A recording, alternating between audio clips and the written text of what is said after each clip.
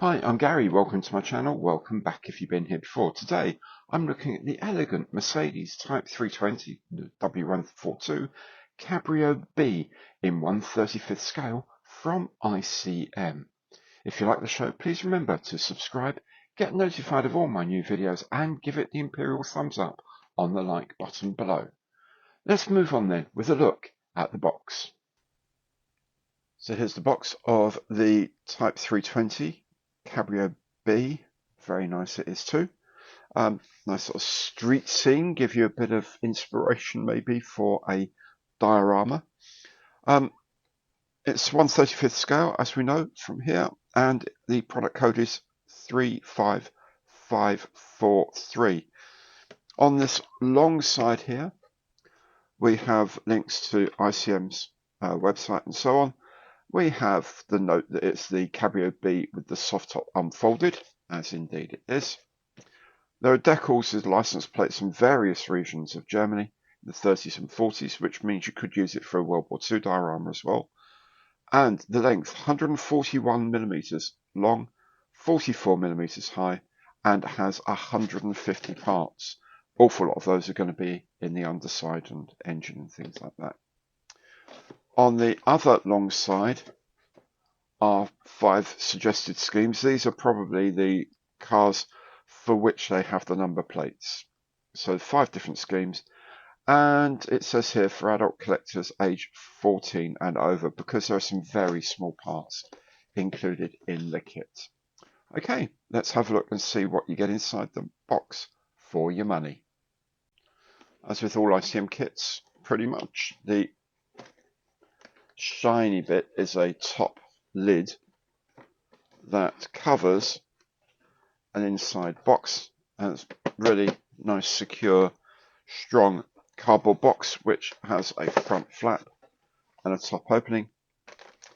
And there are the parts.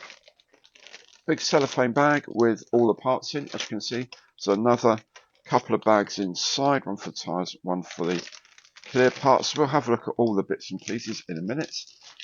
You also get inside the instruction sheet, of course, and the instruction sheet comes with the decals here, which we'll have a look at later on.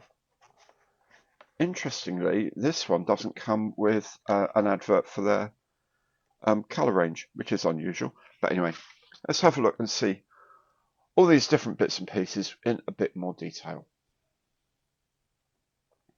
Right, first of all, we have frame A. This is the chassis rails, engine, wheels, essentially the whole running gear of the car's suspension as well. The other large plastic frame is frame E, for some reason. It has all the bodywork and the floor structure and all the rest of the bodywork, seats and so on. Then there's a small frame marked F1. This is for the folded convertible roof. The clear frame is listed as frame D with all the side windows, rear window for the hood when it's up, and of course the lamps. We have 3 copies of this, which is allegedly frame C. Each of these, as you can see, contains 2 neoprene tyres. As usual, the mouldings on here seem to be of a very high standard, very clean. The one thing I would caution about here are there's some seams here from the moulding. Now, I don't know whether they get hidden by other things, but if they don't, they need to be cleaned off. Likewise, on the side of the part, just here, you can see there's a seam line from the mould there, which may need to be cleaned. But other than those, generally, these are very nice. The only way to get around those, of course, is use a multi-part slide mould, and that becomes stupidly expensive to do that. The interior pieces look absolutely fine, though. Let's see. The instrument panel with the 2 little glove boxes on there. The moulding of these vents on the side is very straight, very clean, regular. very good. The radiator grille here, all very nicely detailed. The tiny, tiny, tiny little Mercedes badge at the top, which is all very good. And in terms of the smaller and finer parts, engine here, for example, again, absolutely clean, very beautifully molded. The leaf springs have got the leaves individually picked out. The brake calipers for the drum brakes there, very nice. And you can see the very, very smallest little detail parts here, all very cleanly molded, no flash on there to worry about at all. Decal sheet, well, there's really not very much to talk about there because there's not really much need for decals on this other than number plates and, of course, the driver's instruments. Instruments on this sort of yellowy background, not hugely incredibly well printed, but good enough for the scale, I think. These are all very pretty, or very clean, or very clear. Little mark on there for that particular registration. I don't know, it's probably like a license thing or something like that. Anyway, a tax thing that says you've been taxed officially or something. But all of these, like these Thuringia letters, which are very fine, very thin, come out very, very nicely. I think that's very good. But we'll have a bit more of a close look. Okay, that's as close as I can get. Here's the 0.5mm pencil lead, and you can see that the details here are going to look okay to the casual viewer. And again, these black markings here are very, very crisp indeed. Notice there's inner border on these ones here. Very smart. Yep, very happy with those. The instruction sheet, very typical of ICM at the current time. The outer page or pages, in this case, are full gloss, full colour print, reprise of the box art and the name and the scale on the kit code, a brief history of the Type 320 Cabrio here and here in Ukrainian and in English, and some specifications here, again, Ukrainian and English. Colour callouts here for the range of options available. These are all in ICM's own numbers. You can get these from, if you go to their website, you can get those translated into any brands, but they're not unusual colours here. And of course, the actual finished colours of the car is up to you. There's a translation of the icons used here, again, Ukrainian and English, and there's a link here to their YouTube channel.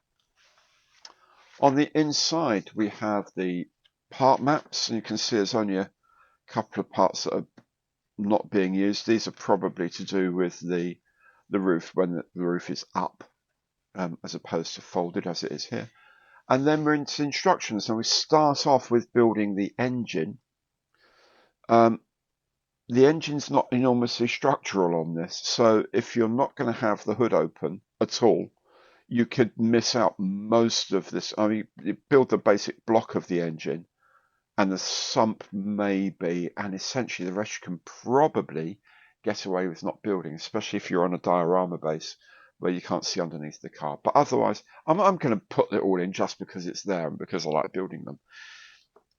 Here we can see then we start building the chassis after that. And then we go here that it says to put the wheels together. I'll be delaying that point because I'm going to be spraying the wheel colours. So I might put the wheels together, but I won't be putting them on the chassis until later. And it's all very straightforward, you know, everything, chassis, transmission, suspension, engine, bits and pieces of the engine, then the base of the bodywork, then the rest of the bodywork. It's very straightforward. When you can see here, there's all these different colour options for the different models of car, different examples of car that they do. You can, of course, have the bonnet open if you wish, and so as well as the completely modelled engine, you have like the cross bracing that was inside it. You could, I presume, just sort of split the I don't know how these would have come up, whether you'd lift it like that, a conventional bonnet, or whether these lifted individually or came off, I don't know. However it is, you can do it, I suspect. Then just all the other bits and pieces of accessories and bits of trim, things like that. The folded down roof here. And then we're into the colour schemes. So a car from province of Brandenburg in the 1930s. A car from Hanover in the late 30s, which are quite grand. A car from Upper Bavaria in the 30s. A car from Berlin in the late 1930s. And a car from Thuringia in the late 1930s. Do you know, I just love red cars, so I'm pretty certain I'm going to go with this. It comes from Berlin. It's the sort of thing a sort of slightly flashy Luftwaffe officer might have. So I'm going to have that, and that's going to be used in part of a diorama later on. So that's the instruction booklet. There it is. I think it will make a cracking addition to something like an airfield diorama as the sort of thing a senior pilot might be swanning around in, which is probably how I'll use my one. If you like the show, you can support the channel for free by subscribing. Hit the bell and you'll be notified of all my future content. And do remember the imperial thumbs up on the like button below, because every like counts. Thank you all so very much for watching. Hope to see you soon. Goodbye.